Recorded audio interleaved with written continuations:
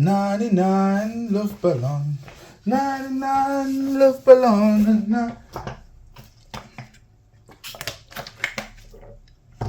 Sweden. That's where I am. If you're wondering about my surroundings, I am currently in Stockholm, which is why there was no Daily Gaffer on Thursday, but it's Friday and we back. Baby. Guys, welcome back to another Armchair Gaffers Daily Gaffer brought to you by me, Wrong and Strong. But for the 2023-24 season, you may refer to me as the Dragon Lord. Thank you for those of you that have been supporting with my daily gaffers. Your support doesn't go unnoticed, as some of you have said that my hard work doesn't go unnoticed. So we're in this together. Today I will be doing my Friday predictions, which is going to be an ongoing thing this season until it gets a bit weird. You know, it always gets weird at one stage in the season where you have like 3 Premier League games over the weekend, some FA Cup games, loads of midweek games. But until that time arises, you'll be getting this every Friday. You'll be getting content every day. Anyways, before I go any further, Al Gore is still out there. He is, he's been given some new investment by the powers that be to thwart us in our pursuit of 100,000 subscribers. We need your help, people. We must comment, we must like, we must share this video. Literally take this video and share it. Friends, family, strangers, anybody that crosses your path. For the good of Armchair, we must. Now I've got that out of the way, let's get straight into it. Guys, before I do my predictions, just want to run through some news, because yesterday wasn't a good day for me in terms of getting things done because I was doing this stuff. City have made a bid for Matheus Nunes from Wolves. Apparently, Wolves have rejected a £47 million bid from Manchester City. I don't know what to make of that, you know? I mean, Nunes is good. I kind of feel that City can pretty much sign anybody. And because of their ecosystem, you know, if you make one change to their team, it's not going to greatly impact the performance as a whole. So that's why I feel like in the past, forgive me if you disagree, in the past I've said that I feel like Phil Foden is an exceptional player, very good player, one of the best around. However, I'm not sure if he would shine as much if he wasn't at City. I don't know how, what I'm saying is that I know he's very good, but there are loads of players that have been very good, but they have not been in the right place to harness their potential. And I feel like City is just a perfect place, because as long as you have your core, your team there, you can make one change anywhere and you pretty much get the same result every single time. So those are my thoughts. And I feel like Nunes, he's good, but at City, we'd probably think that he's great, because he'd just slot in and he'll be able to play his game around players that can complement him. Another one is that City are also interested supposedly in Eberechi Eze. I think he's ready for the big time. It'll be a lovely story after all the clubs that released him and his performance these last 2 years, I think, at Palace. It'll be a great story if they do sign him. But it may not be the right time for him to go. Where would he play? Because recently he's been playing as more of a 10. And is there space at City for him to play as a 10? Because I don't really see him as that winger. I think with young black boys, especially in the olden days, you see them and you think, yep, young black, a bit short, winger. And he's clearly not a winger. So let's just hope that if he does move to another club, a bigger club, with all due respect to Palace, that he's not just put on the wing for the hell of it. So yeah, sticking with City, Aymeric Laporte, 29-year-old Aymeric Laporte has joined Al Nassr for 27.5 million euros. 29 years old, won multiple Premier Leagues, the Champions League. That's it. And other domestic cups with City, he's decided that he wants to go to the motherland. I'm not mad at all. I'm not mad at all. Yeah, go get your money, player. Last bit of news, I think maybe I've got a couple more. Mbappe, Ancelotti has said that Madrid are 100% ruling out a summer move for Kylian Mbappe. So it looks like he's gonna be at PSG again this year. It's a very difficult situation because Kylian Mbappe, as powerful as he is, he's coming up against the might of an entire nation, two nations, both France and is it Qatar? Yeah, France and Qatar, because France want to keep their crown jewel in their crown, and Qatar want to keep their crown jewel in their crown. So yeah, he's not going Madrid this season. How much does he go for now? Because if a player like Moises Caicedo can go for £150 million, I believe it was pounds, not euros, then surely Mbappe must go for like over 200 million. In fact, Mbappe was about 150 million to 200 million before these Caicedo, Enzo and Rice deals. So where would he be now? It's crazy thinking about it. But anyway, guys, got that out of the way. Let's get into our Premier League predictions. So this weekend we have 2, 4, 6, 7. 8, 9, 10. 10 games this week, and they're all on the weekend: Friday, Saturday, and Sunday.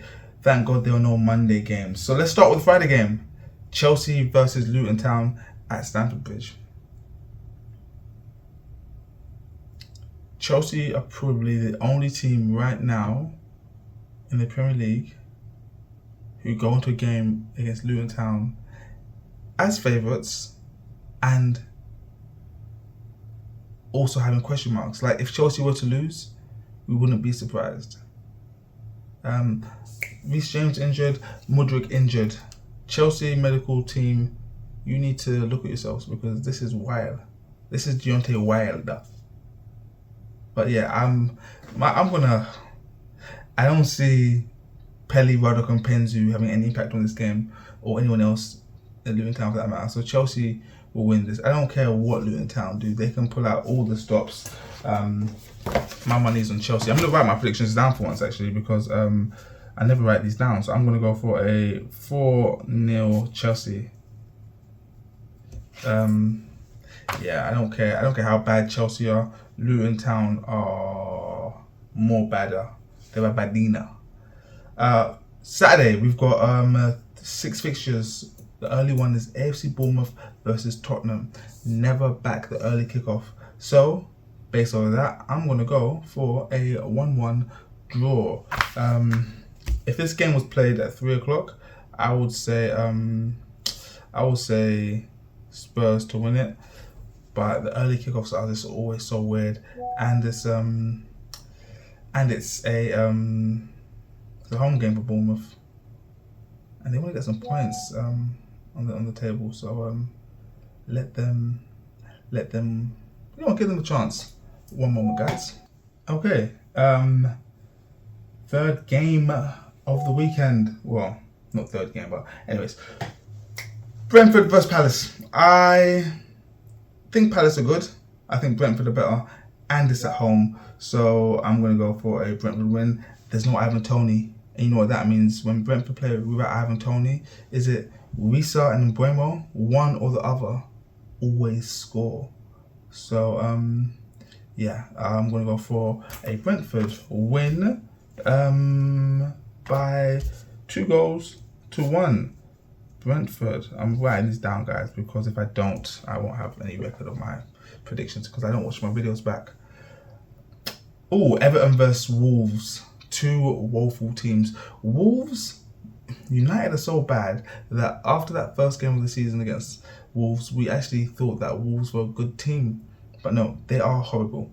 Lucky for them, Everton are more horrible. And lucky for Wolves again, The game is being played at Stanley Park. I forgot the name of the stadium. Wow. Everton Stadium. Guys, how have I forgot the name of Everton Stadium? Goodison Park. Wow. You know when you just get like a brain melt. It's the Swedish air, guys. Lucky for Wolves, the game's been played at Goodison Park with that toxic Everton crowd. There was a game last season where I saw the Everton crowd lose the game for their team by I think it was like 0-0. It may have been against Wolves actually. It was 0-0, late stages of the game. Everyone were keeping the ball at the back. The fans started booing, so they've launched it forward. Wolves have headed it down, intercepted, break, counter-attack, goal. So the Everton crowd are just toxic. And this, Wolves can't score.